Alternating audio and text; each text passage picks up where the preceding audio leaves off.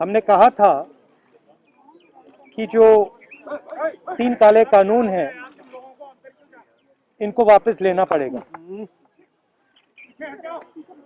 इसलिए कहा था क्योंकि हमें मालूम था कि 3-4 बड़े जो पूंजीपति हैं उनकी शक्ति हिंदुस्तान के किसानों के सामने खड़ी नहीं हो सकती, और वही हुआ। जो 3 काले कानून थे उनको अंत में रद्द करना पड़ा। ये किसानों की, मजदूरों की सफलता है, एक प्रकार से देश की सफलता है। मगर जिस प्रकार से ये कानून रद्द किए गए, बिना कोई डिस्कशन, पार्लियामेंट में इसके बारे में चर्चा नहीं होने दी, ये दिखाता है कि सरकार डिस्कशन से डरती है, और दिखाता है कि सरकार जानती है कि उन्होंने गलत काम किया, और सरकार डरती है। डिस्कशन जो हमारे किसान भाई शहीद हुए उनके बारे में है, वो जो 700 किसान जिन्होंने अपनी जान दी उनके बारे में डिस्कशन होना था।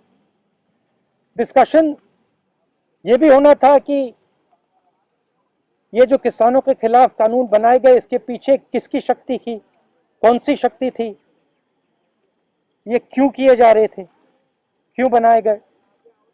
डिस्कशन एमएसपी पे भी होना था, और जो किसानों की समस्या है उस पे होना था। लखीमपुर खेरी और इनके जो होम मिनिस्टर हैं उन पर डिस्कशन होना था, वो तो सरकार ने होने नहीं दिया। मगर सरकार के दिमाग में थोड़ा सा कंफ्यूजन है। वो सोचती है कि जो गरीब लोग हैं, किसान लोग हैं, मजदूर लोग हैं, उनमें कोई शक्ति नहीं है, उनको दबाया जा सकता है। और इस एपिसोड में यह दिखाया है कि किसानों को, मजदूरों को, गरीब लोगों को, कमजोर लोगों को हिंदुस्तान में दबाया नहीं जा सकता। अंग्रेजी में बोल दूं? We had mentioned earlier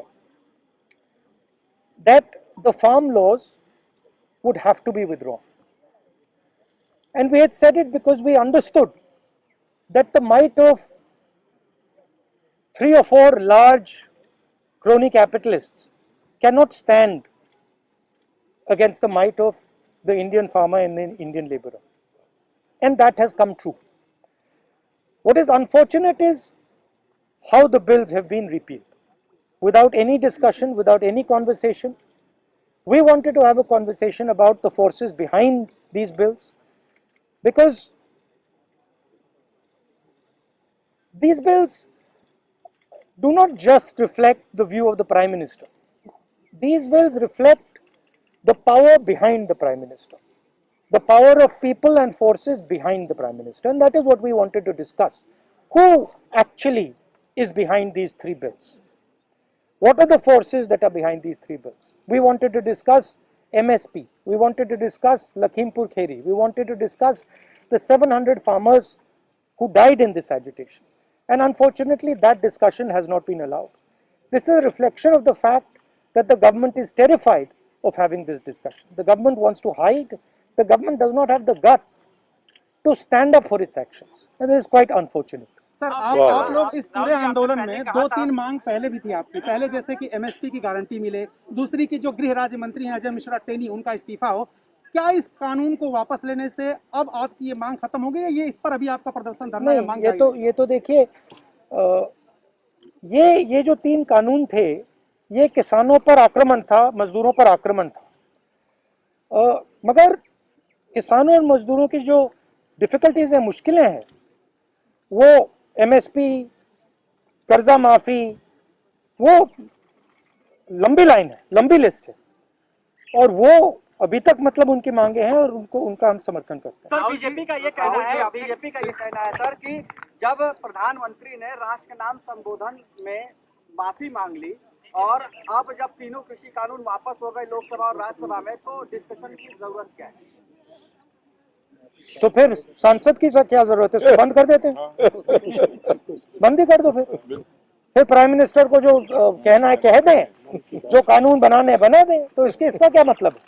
Rahul ji, बंद ही कर लो। राहुल जी आपने जो 700 आदमी को मौत हुई है, वो 700 आदमी के लिए आप लोग कुछ आगे कुछ कदम चलाएंगे? सेंट्रल गवर्नमेंट से बीजेपी गवर्नमेंट से चला रहा है, उनके से कोई उनका राहत मिले? नहीं, आपने कहा कि प्रधानमंत्री ने माफी मांगी, इसका मतलब प्रधानमंत्री ने ये एक्सेप्ट किया कि उनकी गलती के कारण से 700 लोग मारे गए, उनकी गलती के कारण से ये जो पूरा आंदोलन हुआ है।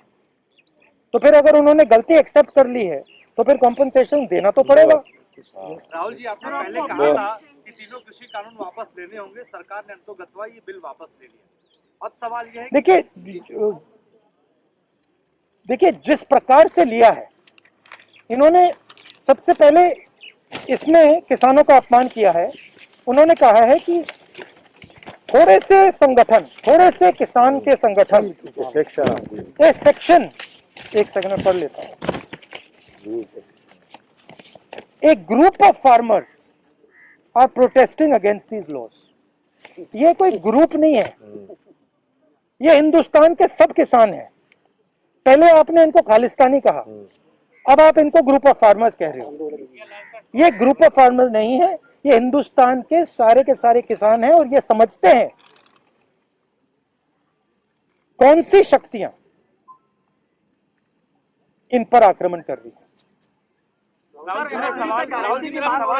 सर आप लोग किसानों पे गारंटी की मांग कर रहे हैं, किसानों के लिए क्या किया? क्योंकि जो किसान संगठन के नेता अभी भी बॉर्डर पर बैठे हुए हैं, राहुल गांधी जी क्या अपील करेंगे उन किसान संगठनों से? क्योंकि संसद में अभी नहीं, मैं किसान संगठन से क्या अपील करूंगा? उनसे कोई अपील करने की जरूरत नहीं है। मैं ये कह रहा हूं कि जिम्मेदार कौन है? जिम्मेदार किसान संगठन है क्या? उनने क्या गलती की है? उनके 700 लोग शहीद हुए हैं, उनको आपने मतलब 1 साल यहाँ बैठा रखा है, उनको घर नहीं जाने दिया आपने कहा कि गलती मेरी है, तो फिर आप कॉम्पनसेशन दो ना, और जो इनकी मांगे हैं उनको पूरा करो, एमएसपी पूरी उनको दो।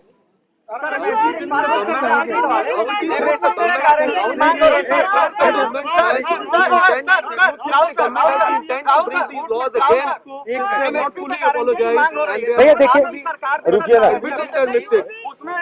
भैया, आपने पूछ लिया, अब बाकी लोग भी बैठे हैं यहाँ पे।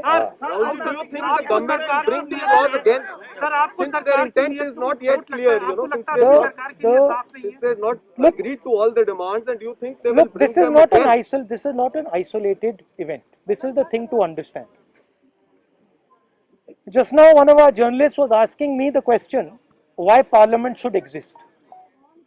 Right? He does not even understand the question he is asking.